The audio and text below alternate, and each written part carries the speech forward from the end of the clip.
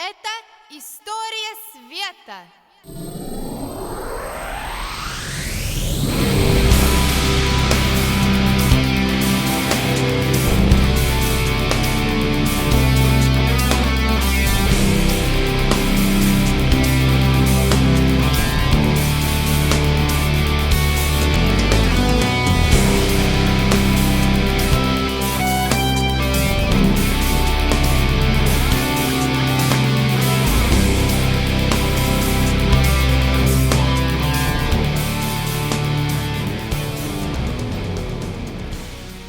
When I considered joining Alcatraz, I really needed a guitar that was more in line with what I was hoping for.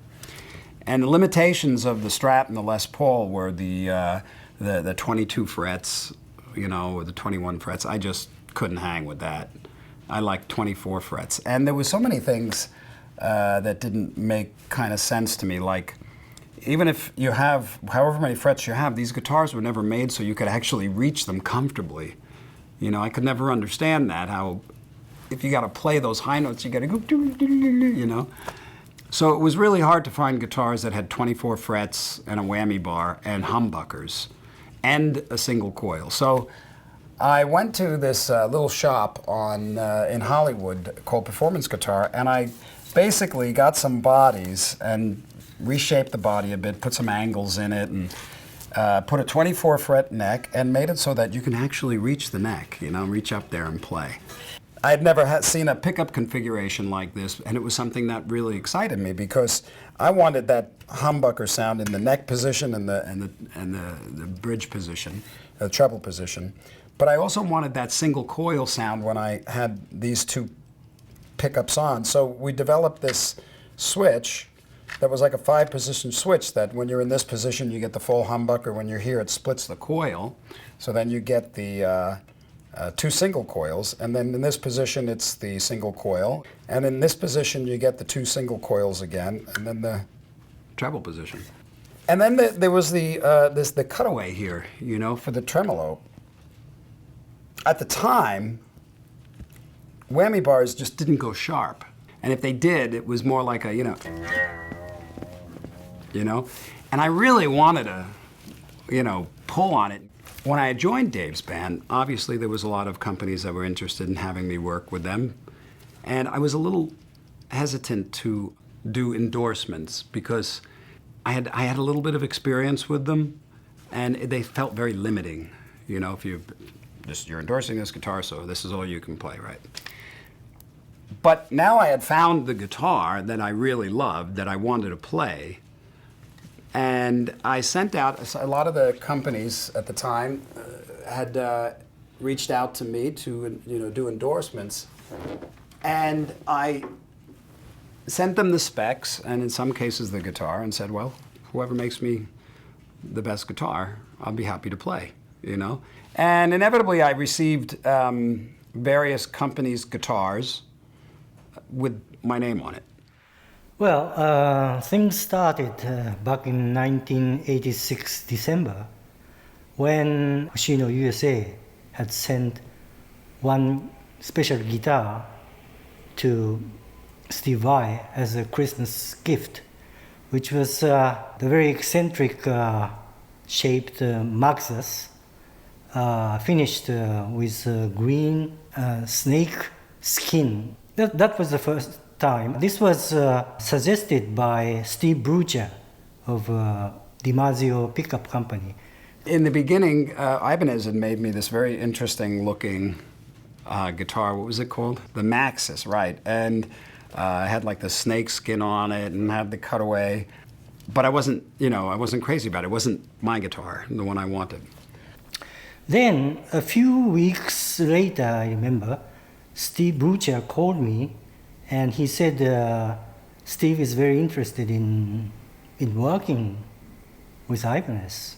He would like to set up certain meeting. I think it was January or early February. And this is the first time I met Steve. I really felt that we may get along with each other That was my first impression. He proposed me that he is able to send the guitar he has been using. Actually, he was on the tour with David Lee Roth. So after that tour finished, he will send that guitar. And since then, Ibanez guitar team and art director started to work together with Steve. That was the beginning of JEM 777.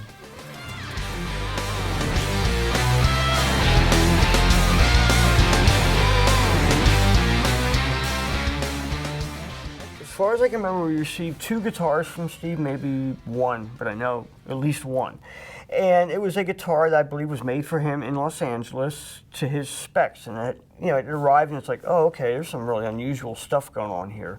The guitar that he sent us and wanted us to kind of, get ideas from, having this sharp and deep cutaway. That was like, okay, yeah, we can do that. I don't see why. I looked at it and I took a lot of measurements, and there wasn't anything that was absolutely off the wall about it. It was just a basic mechanical stuff of, cutting, routing, and giving it the shape he wanted. Very shortly after that, Ibanez had sent me this gem. Not this one in particular, but this one. And it was just amazing to me, amazing. It felt so much better than my other guitars. It had the perfect pickup configuration. The volume pot was moved. It had the one tone. And they came up with this claw. The first time I did a lion's claw on something, the lion's claw, the little scallops actually continue under the bridge. You can see it. So, okay, I figured how the heck am I going to do that? So I got a router bit that was a round profile, and took a little piece of basswood and cut 6 slots in it, straight slots, little scoops, and glued that to the bottom of it, and then did the other 6 scoops with a chisel, just a gouge it's called, a round gouge, and then blended it in and put a little putty so it's a nice smooth transition. And then I thought, this guitar is really kind of cool, and it's not unlikely that there's potential for it to, for elements of it to be incorporated in other guitars, because that's how it works. Somebody comes up with something cool and it gets absorbed, and then that's just the way it is. It's fine. But I thought I'd wanted to do at least one thing that no one would ever copy, because it would be just too blatant, and it would really stamp the guitar. It's the monkey grip. The original monkey grip that I did was a little bit bigger than what they finalized, or what Steve finalized. He said, this is too big, make it smaller. Rich has said, no, don't do the slot. He wants it to be more like a hand grip. Just think hand grip, with I said to him, what do you mean, like little individual? He's like, yeah, little individual slots, so each finger will go through it. And I was like, oh, okay. So I took a Forstner bit, which is a type of wood bit that cuts very round holes, and large, whatever size you need, and then I just drilled 4 holes like that, and then took a saw, cut out the other part, and then just all hand shaped it to make that, and then just made it so when you grab it, it felt comfortable. That's what was so cool. Things were happening very fast, because once I had the specs and they were forwarded to Japan, I was in the process of building the body. They were in the process of building the neck. I knew what the dimension was going to be, so I could already do my slot to route it out. So basically, like I said, they built the neck, I built the body, they sent the necks, boom. And in the beginning, I remember they said, well, we'd like to make this guitar a production model. And I thought, well, I don't know, because it's nice for me. It's kind of weird, it's got a monkey grip and all this stuff. They said, well, we think it could do well.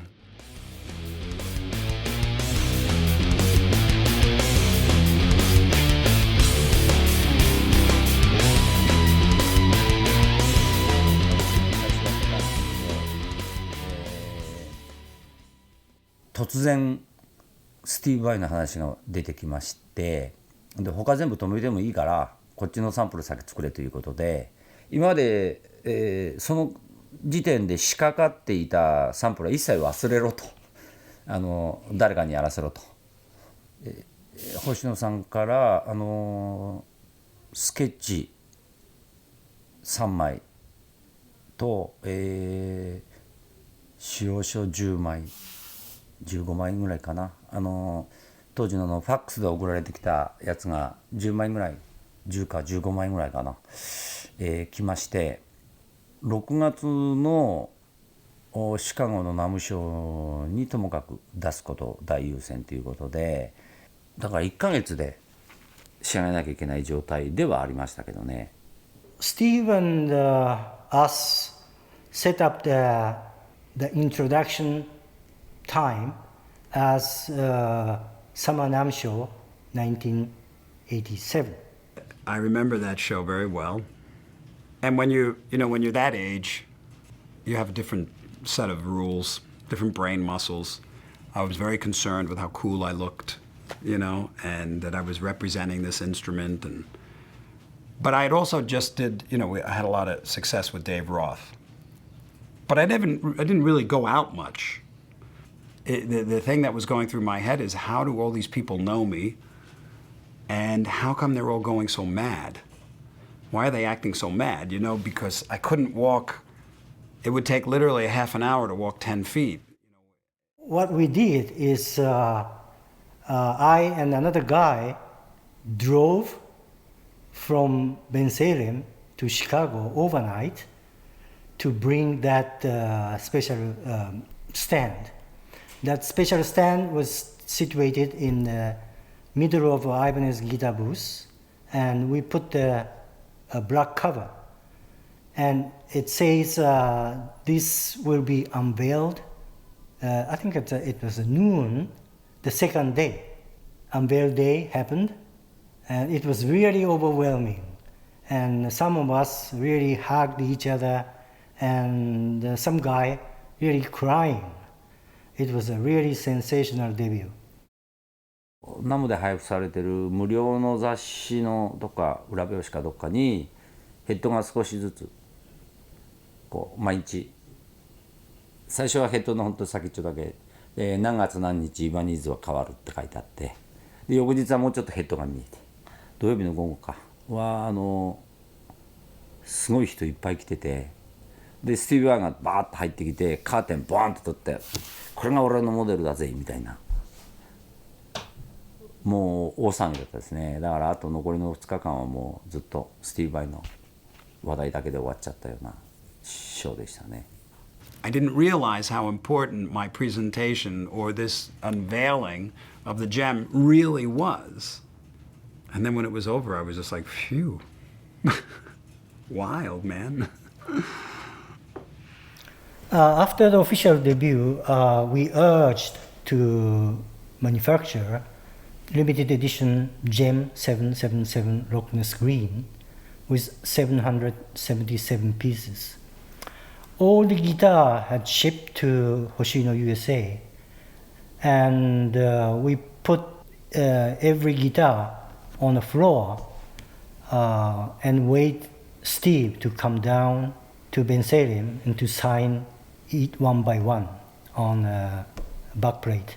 It was fun. It's a really interesting scene, and I still remember very clearly that at the end of this, he finished it. We hugged, we shake hands, and Steve said, "I will make Ibanez #1." I still hear it, and I think we did it.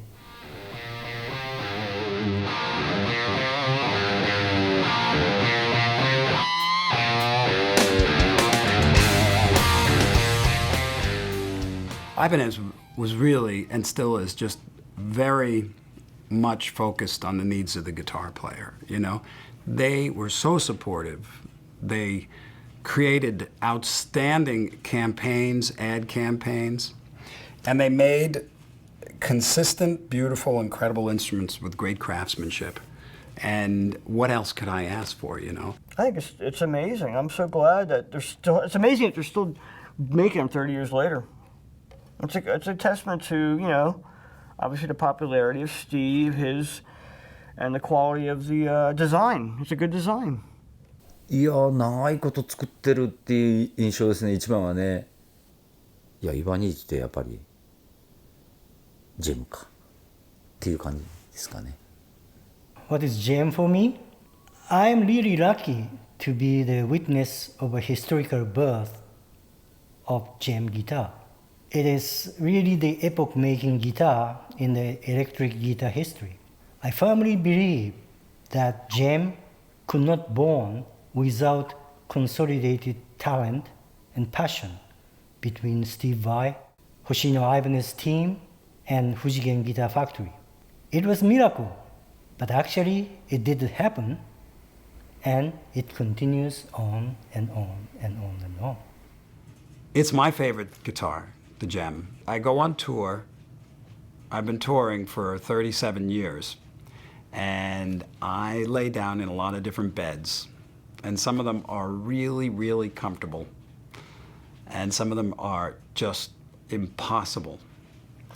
But my bed at home is not the most comfortable, but it's the one that I'm most comfortable in, because it's my bed.